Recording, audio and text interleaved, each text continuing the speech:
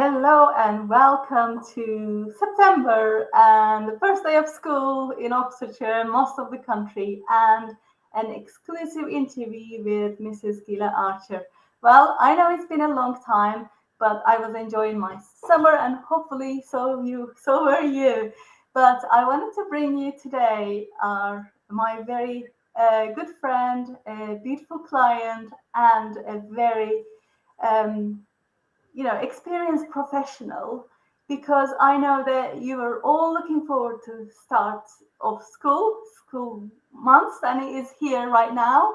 And now there's no more excuse of not doing any exercise, not getting on with your business or whatever. But we are here today actually to bust one of the biggest myths in the whole of fitness industry. But before I do that, I'd like to introduce you to Mrs. Gila Archer. Hi, Gila. Hello, hello.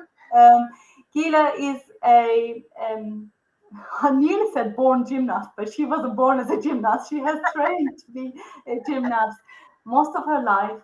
And after becoming a mom, she has become level 4 Pilates instructor, and she's helping busy women get out of their business and actually look after themselves. And she is now almost a published author too. So we're going to hear all about that just in a second. But Gila is here today to talk about why is exercise bad for you. Over to you, Gila. Thank you very much, Gila. It's lovely to be here. Thank you for inviting me on. Yeah, so exercise, why is it bad for you? Well, the thing is, we weren't, as human beings, we haven't evolved to exercise. And one of the things with exercise is there is this belief that it is hard work. It is something, that we have to do. And actually, in the Latin, the word comes from Latin, exerio. I think I've said that right. But anyway, it means to keep busy. And it's seen as, we often see it as hard work, something we should do. And it's something our bodies were never evolved to do. We're never evolved to exercise. Movement just came into, if you think of our ancestors way back, movement just came into our everyday lives all the time through hunting, hunting for food, gathering berries, through day-to-day tasks, everything. We just moved our bodies. There wasn't any need to exercise, to just move for movement's sake. Yeah. And this is a modern invention that we have now, is exercising. Yeah. Yeah, And I'm hearing you talk about it. It's almost like there is a resistance towards that word in itself in your mind. You just have to push and do this hard work and whatever. And I know most of us are almost addicted to our hard working, because it's something that we get rewarded for. We have been rewarded for all this time. And even though it doesn't serve us in any way, shape, or form, we are it's a habitual thing, right?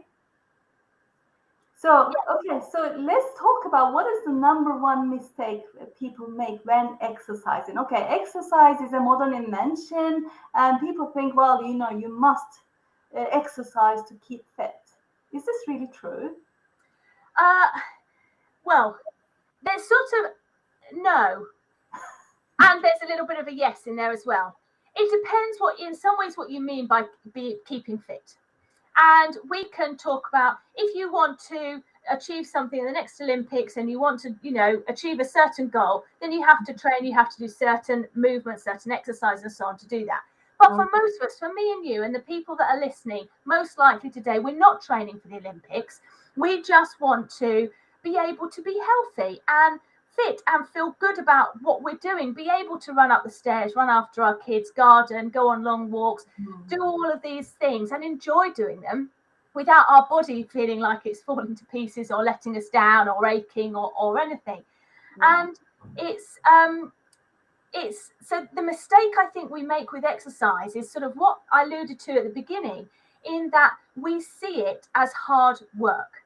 We see it as a chore, something we have to do, we should be doing. We say to ourselves, and this is something I used to say to myself, I should really do more exercise. I should be doing it. And just by saying that, like you said, there's that resistance, that fight against it. when the fitness industry would lead us to believe that you have to do an hour's class, you have to get hot and sweaty in order to get any benefits, or run for miles and miles and miles, or do extreme things in order to be healthy and be fit. And no, that isn't true. You Ah, don't okay, have that's to do very that. interesting. A chore. We treat it as a chore. And who likes doing chores? Hands up, right? No one. No one likes doing chores. And as we know, if we do something if we tell our body to do something that we should be doing, what's going to happen in our mind? We're going to create that resistance. So, what do we do instead? What is it that we're going to create instead of chore? What can we call it instead? Well, something again I talk to my clients about is about making it a choice. It's a choice to do some movement, Pilates in my case with working with clients.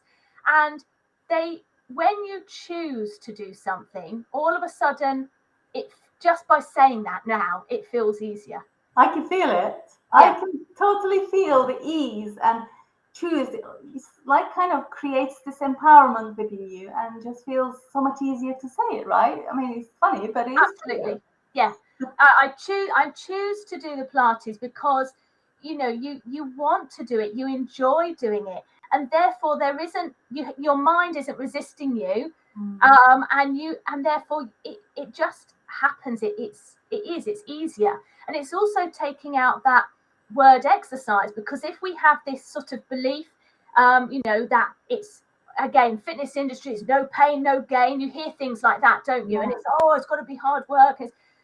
It's building up obstacles in our way the whole time. Whereas if we change it, and you can even not use the word exercise. Some of my clients say, actually, I say, I'm choosing to move my body today, and I'm going to just get up and move. And Mm. therefore it happens because we're not putting those obstacles in front of us. That's so much easier, isn't it? And the thing is, it's funny, but because out of a pure habit and a social conditioning, we actually want to make our own life easier. If it's hard work, it's great. If it's we are pushing, pushing, pushing, that's great. But we can make our life easier. And actually, when we get our mind to buy into what we are doing, then all of a sudden it becomes easier, and it becomes the results that we've been seeking actually becomes a lot easier, and it comes quickly, isn't it? I give the example of people going to the gym first 3 weeks of the week year, and then constantly working really really hard, whilst at the same time talking to themselves, I'm not an athlete, this is never going to happen, I'm not the kind of person who comes to exercise. So your mind is against you already. So I know that you help people, obviously. So what is it that you do specifically, and how can you help change people's mindset towards actually moving their body and leading a healthy life? Well, that's the unique thing about the work I do. Is I don't just teach Pilates. It's so much more than that. Okay. And it is looking at the mindset type of thing, the side of things as well. So my approach, which I call BEST, best empowered self triangle, has 3 elements to it, and Okay. that is developing a positive mindset, Okay. developing powerful habits, Okay. and doing the bite-sized Pilates. Wow. Um, and this is something that when I work with my clients, I always work on those 3 aspects, because as I say, I could be the best Pilates teacher ever in the world, and I'm pretty good at teaching Pilates. But if you don't do it, it's not going to help you. It's not going to help you, stand up straighter or feel better about yourself, whatever. You can't delegate your exercise or moving your body or doing it's something you've got to do, for yourself. And Yeah. so the mindset and the habits are essential, really. All those 3 pieces are essential to being able to feel fit, be healthy, feel stronger, and enjoy moving. Okay. So how people actually have access to something like that you're teaching? So yeah, so I've got a 5-day challenge starting next week on Monday, the 12th of September, Mhm. and it's called a Strong Core, Clear Mind Challenge. And it's because exactly that we will be focusing on improving our core strength through bite-sized Pilates. And I can tell you a bit more about that in a minute. And also then looking at how we can help ourselves create that clear mind, so we haven't got that resistance against exercising, how we can make it easier for ourselves, and just it's easy to say, isn't it, just do it. But as humans, our natural instinct is to want to conserve energy, make it easier for ourselves, and so I will be sharing all of that as well throughout the challenge. So it's that three-pronged approach. That's really good, because you can convince your body to do anything. Your body can do anything. You just need to convince your mind, isn't it? I see this all in the gyms and whatever, but it's so true. And it is the most overlooked aspect of anything in life. Not just exercising, not just keeping fit, but anything, any success in life. So I'm glad that you are actually bringing this most important element to people. So who is this challenge for exactly? For any busy women that are saying to themselves, like we've just, I should be doing more exercise, or I want to do more exercise, or, but I just haven't got the time. I feel too tired. I haven't got the energy. I can't fit it in. I can't get childcare to go out to the gym or anything like that. All of these obstacles that we put up in front of us. And I know, because I've been there several years ago now. I used to say the same things to myself. So for any women who feel completely overwhelmed with just having to think, I've got too much to do already, and this is just another chore to add on to my to-do list, and it's just too much. This is for you. This is going to help you, this challenge. Exactly. That's really good, because I know the the name challenge might already put them off, but then sometimes we have to challenge ourselves, because like you said, brain's main function and main purpose is to preserve energy, and this little exercise that you're showing people actually is going to preserve that energy in the long term. And I heard you say, I don't have time to do this, I have to look after the kids. And it's like, yes, these are all reasons or excuses your brain is coming up to preserve that energy, because it thinks it's something else is happening and I can't deal with this. But if you actually stick with it, you are going to see the benefits for sure. And what happens in this challenge? Just briefly tell people, and then we'll put a link in the video to get people to join you. Yeah, well, the whole idea that I've designed it for busy women, so it is really simple and easy and doesn't take much time at all. So it's that each day you get a bite-sized Pilates session, 10 to 15 minutes, and we focus on different aspects of our core muscles, and working them, strengthening them, building them, and 10-15 minutes. And you can choose to do that whenever you want to in your day. You just fit it into your schedule as it works for you. So really flexible. The other aspect that I will be given is these mindset sessions. So it will be in an evening, which if people want to join me live, it is great, but there will also be replays. So no one's going to miss anything. If you can't make it live because you work shifts or, whatever reason, it's not a problem. There'll be replays for that as well. It's not going to take up much time, but it's going to make a huge shift in how you think about exercise, like we're talking about now, and how you approach it. And like we're saying, that mindset and habits. So give you lots of little tools, strategies you can do that are just really simple and easy, and you can really start straight away and make a difference. That sounds amazing, because like I said, people will be finding these excuses, it's their brain or whatever, but just stick with it, because it's really important. And we can talk ourselves out of anything, and we will continue to live conditionally. I will do it when I find the time. But if you may want to find a time when your health is gone and when you can no longer move and when you're in pain, but it will be too late by then. So join Gila in her 5-day challenge, 5-day experience, whatever you want to call it.